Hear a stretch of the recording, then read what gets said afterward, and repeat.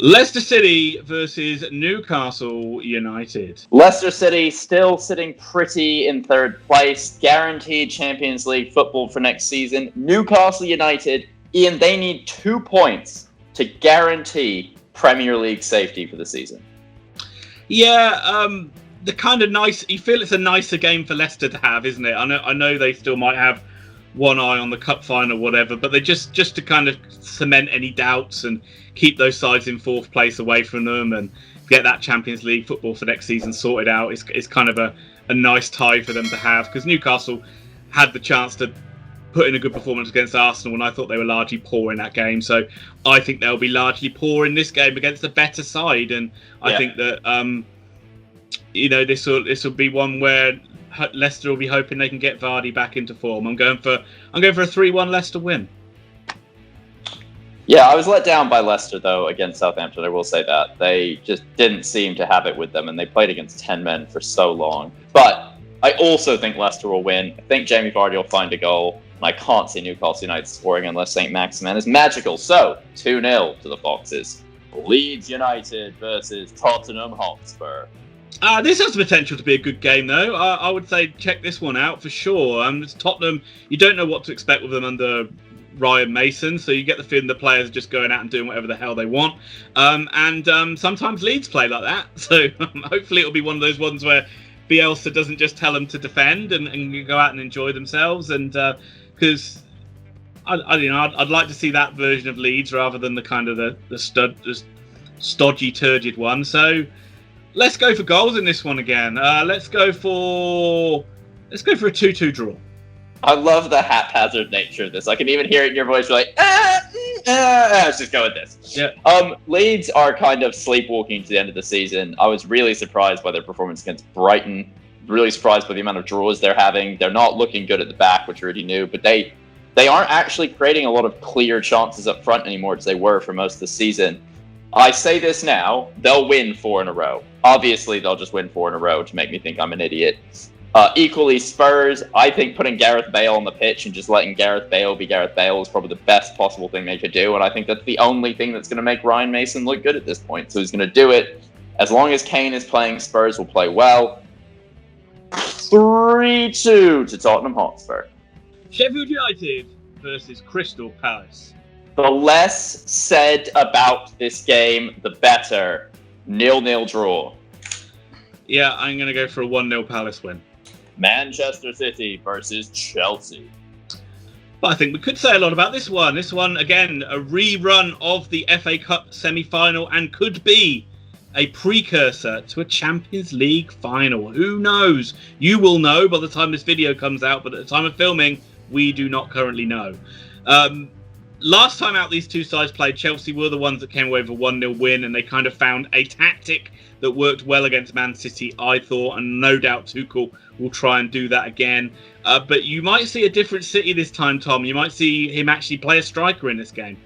Actually, I don't think so, Ian. I think he's going to go completely rogue in this match. I don't think he wants Chelsea. If they're going to be playing in a Champions League final, I think he puts out a nuts lineup and plays completely different tactics than he would in the final. He knows Thomas Tuchel is a tactical genius, essentially, is what he does. He knows he can slow up a game. He knows what he does. I don't see City playing a striker. I see him playing a false nine. I see them resting half their team after what was a very hard two-legged match against PSG. They're going to win the league. He puts out teams to win. We know that about Pep, but I just can't see him playing his full team here. And equally with Tuchel, I could see Tuchel playing some crazy stuff in the middle of the field. But Chelsea need the win. City don't. Let's have some fun. 2-2 draw. I'm going for a Man City win here. I think they'll get the job done. I think it'll be 2-1 to Manchester City. Liverpool versus Southampton. Liverpool, be ashamed. You couldn't even play a game against Man United. You were too afraid. You helped the fans get in the back door of Old Trafford. I saw you, Jurgen, opening locks, jimmying things open. No, Liverpool's season is coming to just a really tepid end now. They're 7 points off Champions League football. They're 4 points off West Ham in Europa League. Yeah, they've got a game in hand, but their football hasn't been scintillating. And they come up against the Southampton team who who've just come away with a really solid 1-1 draw against Leicester that they definitely should have lost, but they held strong. And I think this has been going to be gegenpress versus gegenpress, and I see it playing out to a draw. What do you think, Ian? I think Liverpool winning it just because of they need to win it, and they'll be hoping that City can take points off Chelsea and they can close the gap this weekend and still have a little bit of a shot at getting into fourth place, because they do have that game in hand still against Manchester United. And I see Liverpool just winning it. I think quite comfortable, but not very exciting. 2-0 win to Liverpool. You talked me into it. I ratify your score. 2-0 to Liverpool. Really quickly, I want to thank everyone that supports us on Patreon. If you're interested in supporting us on Patreon, please check out the details. They're on the screen now. They're down below. Have a look. Have a support. But all I can do for now is to thank PJ Simpson, Matthew Bowden, Robert Allen, and Matt Uranka of Grandstand Betters for all of their support this season. We love you guys. Go look at those tiers, folks. We've got loads of different tiers, loads of different options. Go pick the one that's good for you. But if you don't want to back us on Patreon, hit that like, hit that subscribe button, because that helps us out a hell of a lot as well, and we appreciate your continued support. We're going to crack on with a game of the century, Wolverhampton Wanderers versus Brighton and Hove, Albion. Brighton, a huge victory last week. It's essentially secured them of safety. They are, in fact, now 10 points clear of the relegation zone. 2 points in their final 4 matches will keep them up. Wolves, on the other hand, played out a turgid 1-1 draw with West Brom. How they couldn't put Big Sam out of his misery, I do not know. They should have won. Without Jimenez, this Wolves side looks so toothless and so boring to watch that this has 1-1 draw written all over it. Yeah, and the fact that we've been saying that ever since he's been out injured shows you how little they've done to rectify the fact that they haven't got him. Because it seems to be we say the same thing every week. And yeah, I mean, I can only see a 1-1 draw in this one as well. I just can't see any other scoreline, and that will suit Brighton to the ground. And they've not been great, but they've done enough, and another season in the Premier League is a good result for them. Also, really quickly, draw specialist Brighton, 13 already this season. So when in doubt, bet on the draw. Fulham versus Burnley. Honestly, the less said about this, the better. Burnley, 9 points clear. They're going to sleepwalk to the end of the season. They'll be hard to beat. Fulham, Scott, I actually love what you've done this season. But, it's just the team isn't good enough to stay in the league. They don't score enough goals. They concede too many. 1-0 to Burnley. Yeah, I mean, every week, it seems to be Scott Parker comes out and says the same thing, and every week they seem to lose. Or that they haven't done a good enough job of closing that gap, and sides have got away from them. And Burnley, all they need is a draw. They don't even need to beat this Fulham side. They just need to stop this Fulham side from winning, and that'll be absolutely fine. And that's what I think they'll do. I think it'll be another 1-1 draw. West Ham versus Everton. This one should be a really good game, though. I'm looking forward to this one. West Ham, very entertaining side. Don't know what to expect from them, and they were good in the last game as well. Battled back from 1-0 down against Burnley, actually, to have a very good victory, hard-fought victory. But Antonio back in the side, when they've got that focal point in him, they look a very, very good side indeed. And I think that they will fancy their chances of beating this Everton side and actually maybe really tightening that gap on Chelsea. Would they even go above Chelsea with a win here if Chelsea lost to City? No, they have a lower goal difference by 11 at this point, which is Chelsea's ace in the hole for this season. But if they could put, to win the game over Everton, it would kind of end Everton's European hopes, and it would really put a lot of pressure on Chelsea. And I think West Ham will do the job here. I actually think it'll be quite a nice win over an Everton side who look pretty stale at the moment for me. 3-1 to West Ham. I've never been sold on Richarlison personally, and he looked wayward in Everton's last match. Aston Villa, just complete control. It was really odd. Everton have talent all over the pitch. Dominic Calvert-Lewin is starved of support. I think James is injured right now, or he's not playing. They've got Allen back, and Allen, you could see in their last match, was like a driving force, but there's not a lot going on around him. Richarlison has never sold me as a consistent player, despite everyone constantly saying he's the greatest Brazilian on earth. So I think West Ham will win this as well. You went with 3-1, didn't you, Ian? Yeah. I'll go 2-0 to the Hammers. Yeah, he's streaky, isn't he, Richarlison? Yeah, he scores 8 goals in 10 games, then he doesn't score for 15 matches. And not only does he not score, it's a bit like Neymar in last night's Champions League game. Like, every time the ball even comes to him, he's like pushing too hard and he just loses it.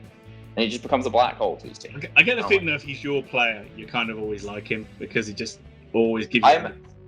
I imagine in training, he's an absolute nightmare to be around because he just megs people, beats them, does all these tricks. It's in matches. You can see he's pressing too hard. It's like he gets the ball and he's like, oh, well, I've got to beat 6 people now. And you're like, just toss it, man.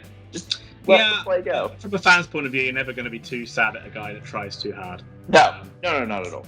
But speaking of a team that tries too hard, Arsenal versus West Bromwich Albion.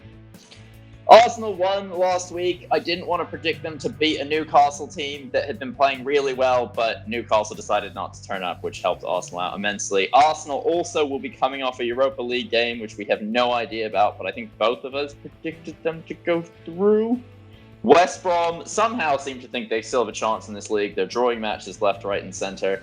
I can't believe I'm going to do this, Ian, but I can't be bothered. I'm done doing this. I'll just back Arsenal to win and pay the penalty later. 2-1 to the Gunners.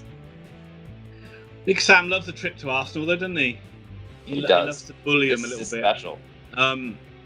Schrodinger's cat, Thomas. That is where Arsenal are at the moment. At the time of filming this, they are both in the Europa League final and not in the Europa League final. But until we open that box, we will not know. And at the moment, you will know, but we won't know at the moment. Long story short, Arsenal should win this game. That's been a story of their season. Whether they will or not is another one. Is another story. But I'm going to go for an Arsenal win as well. I'm going to go for a 2-0 Arsenal win. But I actually say I do think West Brom have been all right lately, but it has been too little, too late. I have this weird thought in my head, Ian, that Arsenal draw tons of matches, but they don't. In fact, they lose tons of matches. Just wanted to get that in there. Arsenal lose lots of games. Right, we've whipped through this round of predictions, and like a tornado, we head to the Midlands for the main event. Aston Villa, host, Europa probably finalists, Manchester United. Well, if they're not in the Europa League final, Thomas, then that is one of the biggest. I don't even know that the biggest. It's a 5-goal swing. It's a 5-goal swing. The biggest nail in Ollie's coffin to be this Man United manager if he doesn't do it. But almost certainly they will be. Look, Man United are excellent away from home. They've been excellent away from home all season. I don't think they've lost an away game, which is set a Premier League record, I think. So you would expect them to beat a Villa side who don't have a lot to play for. But is this game going to be played, Thomas? Well, I think this game will be played because there aren't enough travelling Man United fans to break into Villa Park.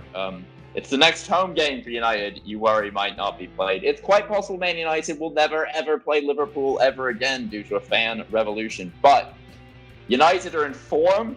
They played well in the league recently. They played well in the Europa Cup, including an absolute mauling of a quality side that's now firing their manager and bringing in Jose. However you want to view that is how you view that. I think United will play their first team in this because Ole Gunnar Solskjaer, as we say every video, has no idea how to play any other lineup except his starting 11. Weird thing I've just realized is that United have drawn... They've lost as many matches as City, right? Like, they both only lost 4, but United have drawn 5 more games than City. And that's where this huge point difference is coming from. I've got United to win this. Always show strength. I think Villa can score a goal, though. 2-1 to Manchester United. That's really a good statement and a damning statement that they've only lost 4 games and they're not closer to the title. That really is quite a poor return, really. They should be like neck and neck with City with that kind of number of defeats. But right, I'm going to risk a few downvotes here, but I feel sorry for the Glazers. These lovable guys, all they've done is try to help Man United. They've pumped so much money into the club over the years, just tried to bring trophy after trophy. They had to endure the turgid Alex Ferguson years, and then how much money have they spent bringing in quality players?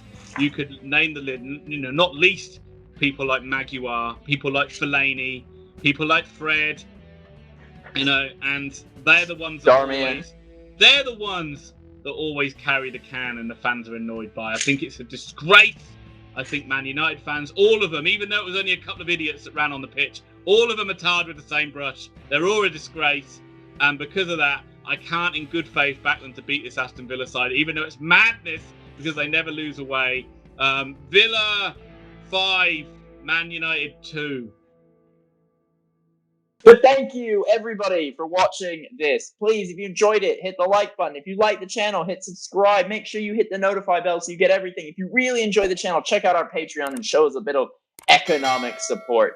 Put your predictions down below. Put what you think of both of us. Tell us about the Glazers, and we will see you next week.